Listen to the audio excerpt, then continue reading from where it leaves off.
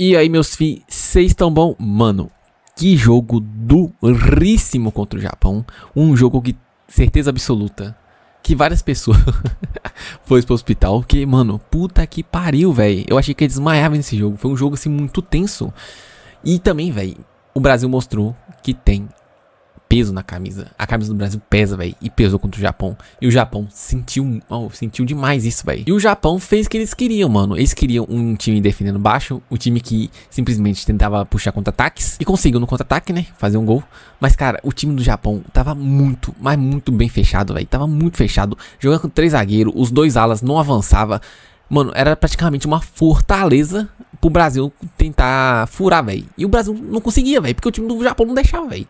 Os caras só defendiam, velho. Eles também tem, mano, foi o primeiro tempo do Japão, simplesmente eles fez o que eles pensavam pro jogo.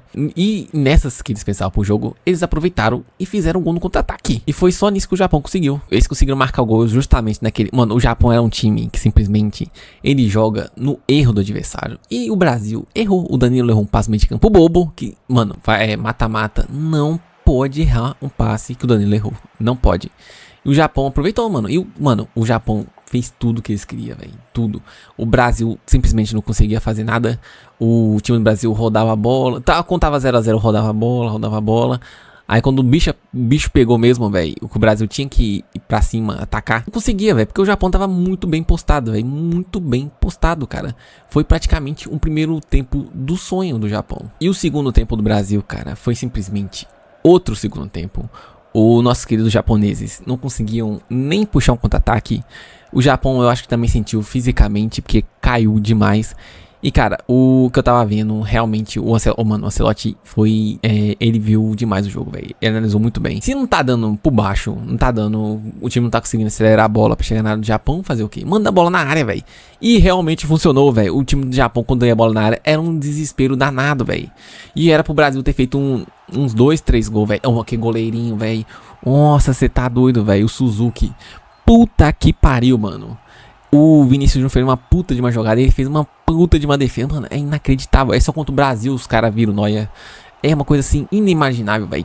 Foi coisa de doido. E quando o Brasil começou a aumentar o ritmo mesmo, o time do Japão simplesmente não conseguia fazer mais nada. O segundo tempo também, cara, mudou simplesmente os jogadores. Tipo, não que os jogadores mudaram, mas eles vieram com outra postura. O Casemiro veio com outra postura no segundo tempo. O Bruno Guimarães veio com outra postura. O Vinícius Júnior veio com outra postura.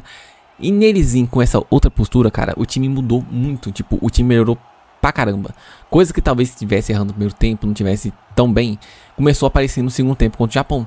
Talvez o Japão tenha caído um pouquinho, mas também foi mérito dos jogadores do Brasil que conseguiram fazer isso. E o Ancelotti simplesmente não fez substituição no intervalo.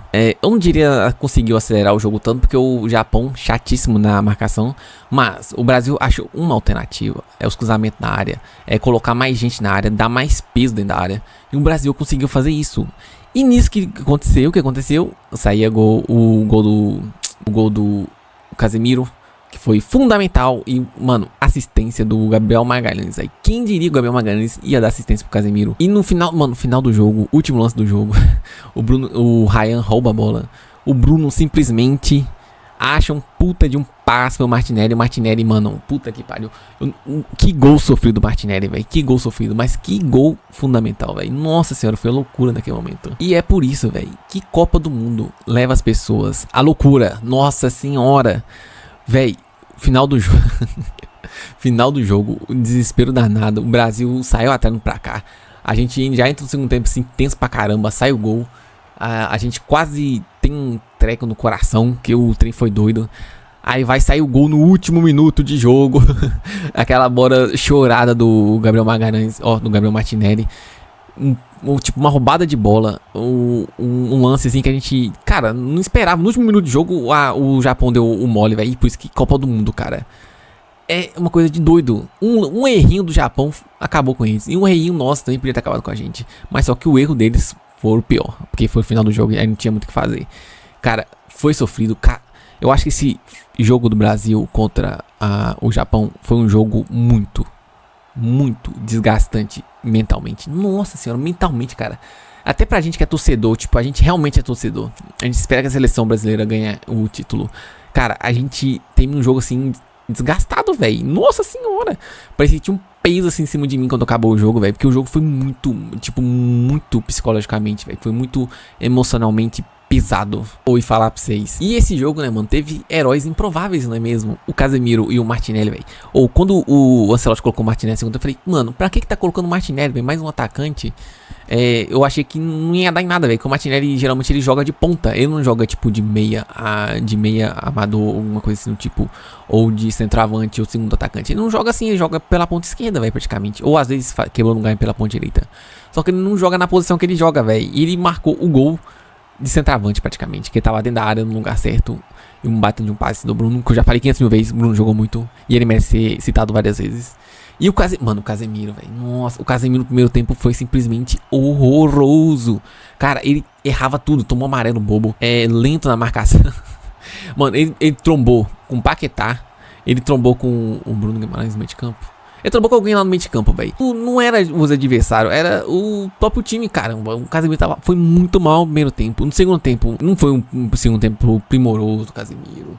Mas só que ele marcou o gol que possibilitou a gente a virar o jogo. Então, ele foi importante. E, mano, o Ancelotti é doido, mano. O Ancelotti é doido. Porque eu teria voltado pro segundo tempo e tirado o Casemiro. E eu também não teria colocado o Martinelli. Mano, eu não vou nem falar nada. Eu acho que eu não entendo porra nenhuma de futebol, mano. É o Ancelotti mesmo, mano. Vamos confiar no homem, que o homem tem um plano. E é isso. Copa do Mundo é difícil. Copa do Mundo, com certeza, deve ter alguém aí morrendo de corações. Mas, cara, é um jogo complicado, um jogo difícil de ser jogado. E agora o Brasil tá na próxima fase. Agora tem que esperar o nosso adversário sair. Provavelmente vai ser a Noruega. Eu quase morri do coração nesse jogo. O Brasil classificado. Tem umas coisinhas que precisam ser corrigidas. Mas agora, mano, eu acho que Copa do Mundo não é só, tipo, ter o melhor time. É acreditar, mano. Eu tô acreditando. Eu posso estar meio bobo acreditando, posso estar meio bobo, mas eu tô acreditando. Então, é isso. Até a próxima. Até o próximo vídeo. Falou e tamo junto.